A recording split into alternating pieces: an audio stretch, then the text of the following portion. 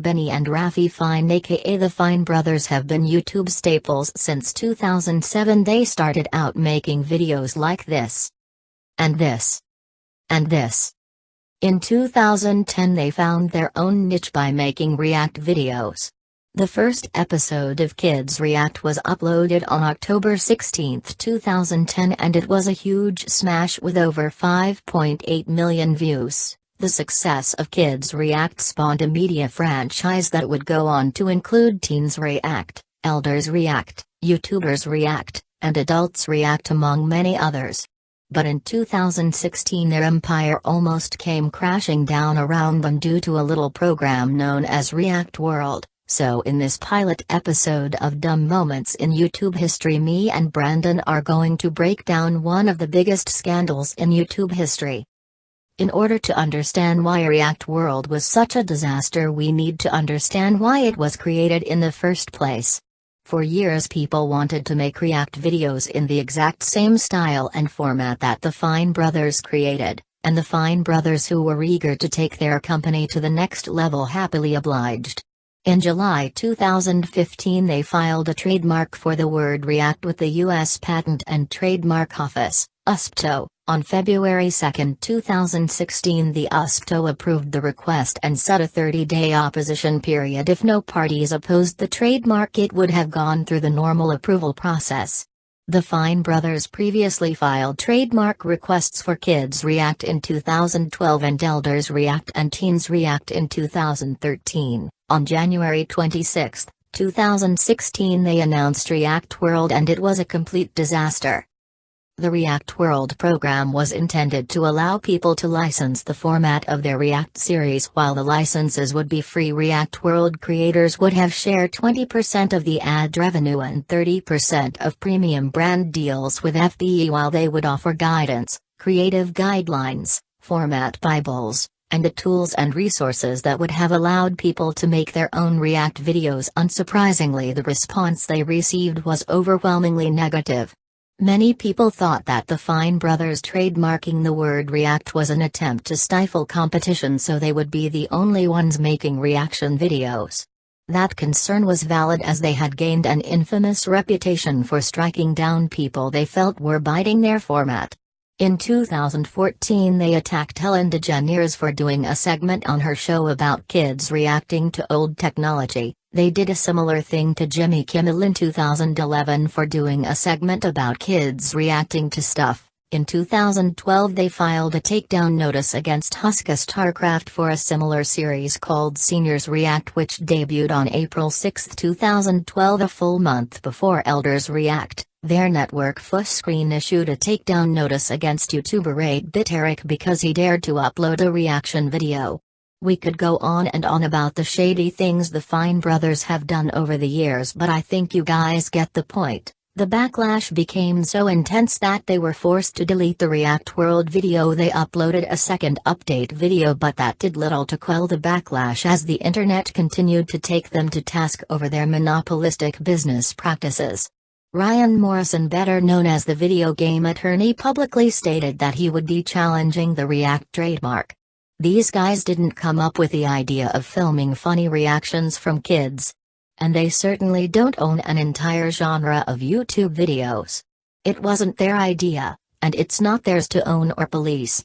What was intended as a program that would have brought the React format worldwide ended up not only as one of the biggest scandals in YouTube's history, but one of the biggest PR blunders in recent memory, and they were forced to concede defeat.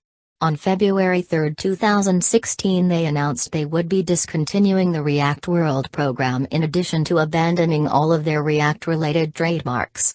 They lost a total of 675,000 subscribers because of this little stunt, with many videos being dedicated to watching their subscriber counts decrease backwards. This scandal ruined the Fine brothers' reputation, which ended up taking months to recover from, but they would eventually regain those lost subscribers. As of today, their channel currently boasts over 16 million subscribers and counting, with no signs of slowing down.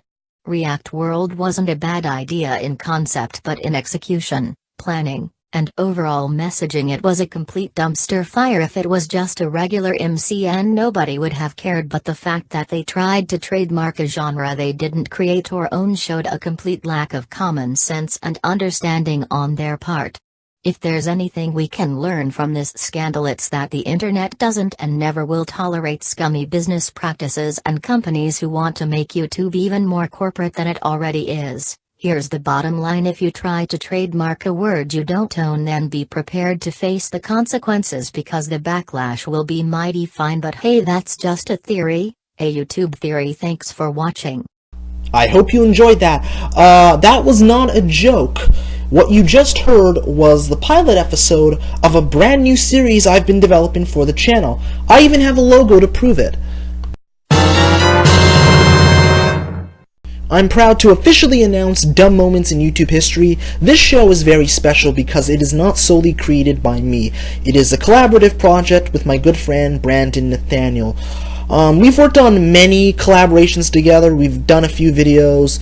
We co-wrote the top 10 YouTube controversies of 2017, and I made him an executive producer on the various shows that I produce for this channel. But, you know, we never created a series together, and I realized the next logical step in our collaboration was to do just that. We literally conceived the idea for Dumb Moments in YouTube History during a train ride to Toronto, and that is not a joke. Actually, the idea for this series is something that I had been kicking around for a while, but I'd kind of put on the shelf. And then when me and Brandon were talking about a potential new series, it just sprung back up, and I just said, what about Dumb Moments in YouTube History? And he was like, yeah, okay, let's go with that. And then we really started hashing out the details from there, because from time to time he'll give me ideas for videos, and I'm always greatly appreciative of them. But sometimes they don't exactly fit with what I'm trying to do, or I'm not particularly interested in the subject, or there's really no way I could really work it to what I'm currently doing on the channel. And so I eventually realized there needed to be a series where we could cover a lot of the dumb moments that go on YouTube. And YouTube has been around for 12 years, which is crazy. It almost seems like an eternity at this point, and throughout that time there have been a lot of really dumb moments, and that's what this show is going to do, is chronicle a lot of the really dumb moments that go on YouTube, that have existed throughout YouTube's 12-year history, and I'm really excited about it. Brandon's really excited about it. We literally met a few weeks ago, and we wrote the pilot script in 3 hours, which is what you just heard in that little text-to-speech thing. Don't worry, this is not the final version. When it is actually released in early 2018, you know, you'll get the traditional animations, effects, music, my beautiful voice, video clips. It'll be much higher quality instead of being lazy. You know, it's still very much a work in progress, but trust me, I would never release a text-to-speech as the final version. I would never do that. But yeah, and beyond that, we're currently working on future episodes of the series and plotting out what those will be. So if you have any suggestions on future episodes for Dumb Moments in YouTube History, please feel free to let me know on Twitter, as well as let Brandon know. He's BigB347 on Twitter as well, and you can also leave a comment in the comment section down below. The series will debut in early 2018, to be more specific, sometime in January. I'll really have to see where I can really slot that in, but I'm really excited about this new series, and I hope you guys like it too. With all that being said, this is ThatKidDouglas, aka the Unhero, and until next time, remember to stay frosty and keep it weird.